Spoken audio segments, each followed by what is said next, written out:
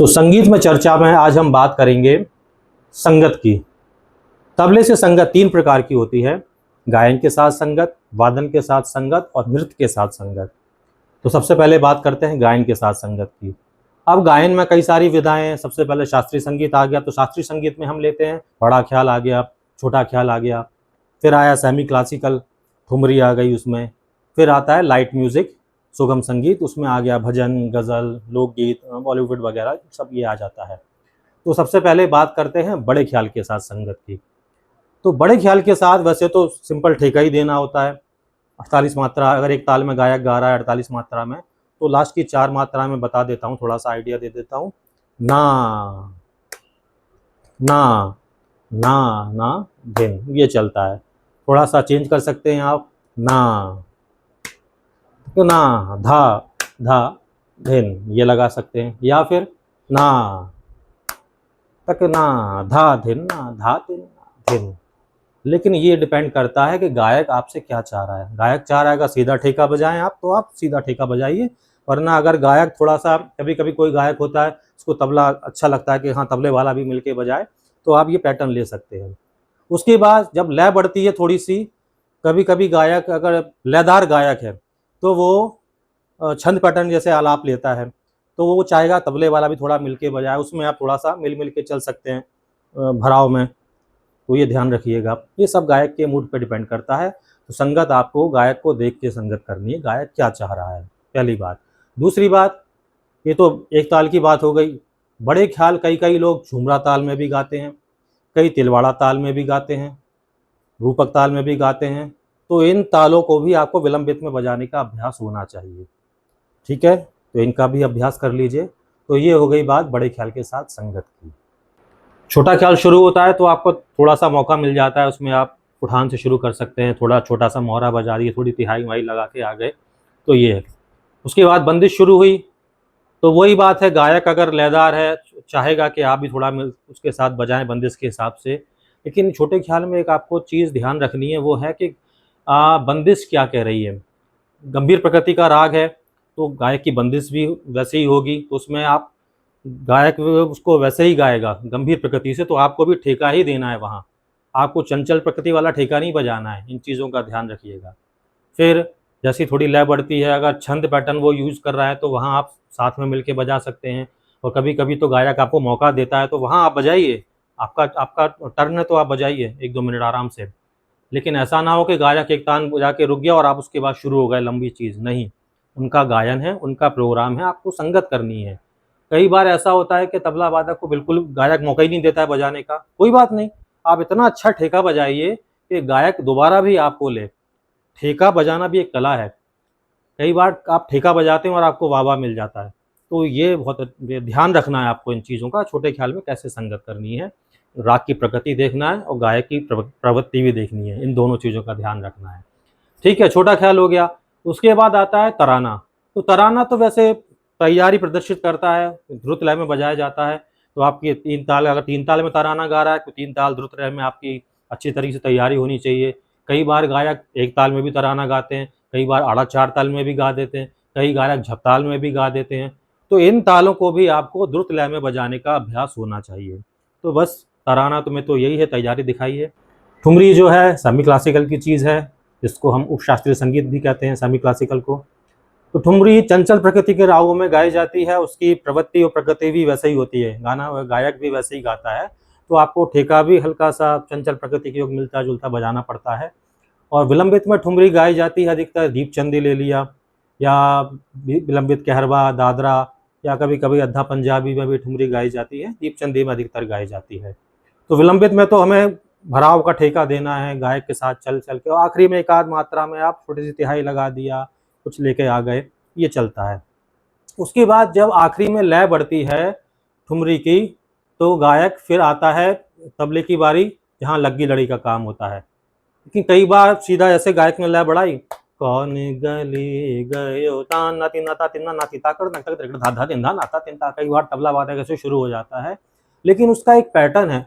पुराने ज़माने में, हालांकि आज भी लोग सीखे हुए हैं, वो पहले 3 ताल बजाते हैं 2 आवर्तन, ये आपको ध्यान रखना है। ऐसे कौन गली गयो धा दिन दिन धा दिन दिन धा तिन तिन ता तिट दिन दिन धा दिन दिन धा दिन दिन धा ता तिन्ना कर नक तक धा दिन धा नाता तित्ता नाता तिन्ता। उसके बाद फिर वो कहरवा पैटर्न आता है, लग्गी आती है, ये सब चीज़ें आती हैं बाद में। तो 2 आवर्तन 3 ताल का, उसके बाद फिर कहरवा आ जाता है, उसमें लग्गी लड़ी का काम, और आखिरी में तिहाई लगा के समाप्त करते हैं।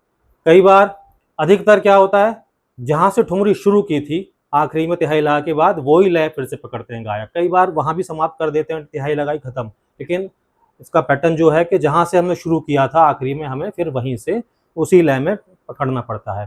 तो इन चीज़ों का ध्यान रख के ठुमरी के साथ संगत की जाती है। सुगम संगीत में बात करेंगे भजन और गज़ल। सबसे पहले भजन। तो भजन जो है ईश्वर की उपासना है, गायक ईश्वर से प्रार्थना कर रहा है। अब भजन भी 2 प्रकार का होता है। एक तो करुण रस प्रधान भजन हो गया, अगर जैसे वो भगवान से विनती कर रहा है गायक, करुण रस की प्रधानता है उसमें, तो उसमें आप सिंपल ठेका दीजिए।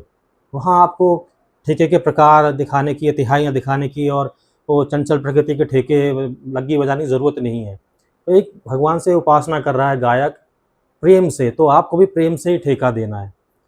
तो ये हो गया एक भजन। दूसरा भजन हो गया जिसमें भगवान की लीलाओं का गुणगान होता है, जैसे रात श्याम सपने में आए, या कुछ और हो गया, चोरी चोरी आके श्याम माखन खा जाते हो। तो ये भगवान की छोटी छोटी बाल लीलाओं का इसमें वर्णन है। तो इसमें आप चंचल प्रकृति के ठेके बजाइए, गायक भी आपसे वैसे ही चाहेगा, वो भी ऐसे ही झूम के गाएगा, उसके साथ वैसे ठेके चाहिए, तिहाई आ गई, लग्गी भी लगा सकते हो। तो भजन में इन चीज़ों का ज़रूर आपको ध्यान रखना है। अब बात करते हैं गज़ल की।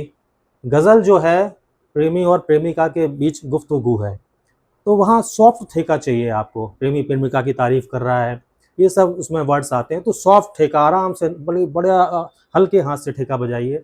और उसके बाद गायक चाहता है कि आप लग्गी भी दिखाइए अंतरे के बाद, तो आपकी लग्गी तैयार होनी चाहिए हर ताल में। कहरवा हो गई, दादरा हो गई, मेन तो इसी में गाई जाती है गज़लें। रूपक ताल में भी कई बार गज़ल गाते हैं, और आजकल कुछ गायक जो थोड़ा शास्त्रीय संगीत भी सीखे, झपताल में भी गा देते हैं। तो इन ताल में आपको लग्गी लड़ी अच्छी और तिहाई अच्छी आनी चाहिए गज़ल के साथ बजाना। एक चीज़ मैं और कहना चाहूँगा, क्या किसके साथ आप बजा रहे हैं। अगर आप किसी बड़े सीनियर आर्टिस्ट के साथ बजा रहे हैं, किसी भी विधा में, शास्त्रीय संगीत है, सुगम संगीत है, लाइट गज़ल भजन, तो आप उसका आदर करके आप बजाइए। जब वो आप देखिए कि वो जब चाहे आपसे कि आपसे क्या चाह रहा है, वो आपको देखना है। ये नहीं कि वो सीनियर है और आप उसको तबला दिखाए जा रहे हैं, वो आपका तबला सुनने नहीं बैठा है, वो आपसे चाह रहा है कि आप अच्छे साथ संगत करें। तो आप झुक के अदब से उसके साथ संगत करेंगे, तो वो आगे भी आप आशीर्वाद देगा, आगे भी प्रोग्राम में लेगा। और अगर आप ज़्यादा ही लग्गी लड़ी दिखा देंगे, ज़्यादा ही कलाकारी दिखा देंगे, तो हो सकता है वो अरे क्या है, छोड़ो यार, इसको ज़्यादा ही दिखा रहा है। तो ये ध्यान रखना है। हम उम्र के साथ बजा रहे हैं, बराबर के लोगों के साथ, वहाँ सब चलता है। वो कुछ ले रहा है, आप कुछ लीजिए, मिल के बजाइए। छोटे के साथ बजा रहे हैं, तो उसको आपको लेके चलना है। इन चीज़ों का ज़रूर ध्यान रखना है। ये नहीं कि वो बेचारा गाया तो आप चढ़ बैठे उसके ऊपर, तो उसकी लय खराब हो गई। तो लय कैसी है दूसरे गायक की, इन चीज़ों का भी ध्यान रखना है आपको संगत में। तो इन चीज़ों का ज़रूर ध्यान रखिए और संगत कीजिए।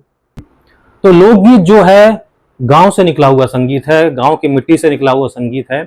और आप देखेंगे कि गांव वाले जो है अंतर्मन की शांति के लिए वो गीत गाते हैं। कई सारी विधाएं लोकगीत की भी, जैसे चैती है, कजरी है, सावन के गीत हैं, शादियों के गीत हैं।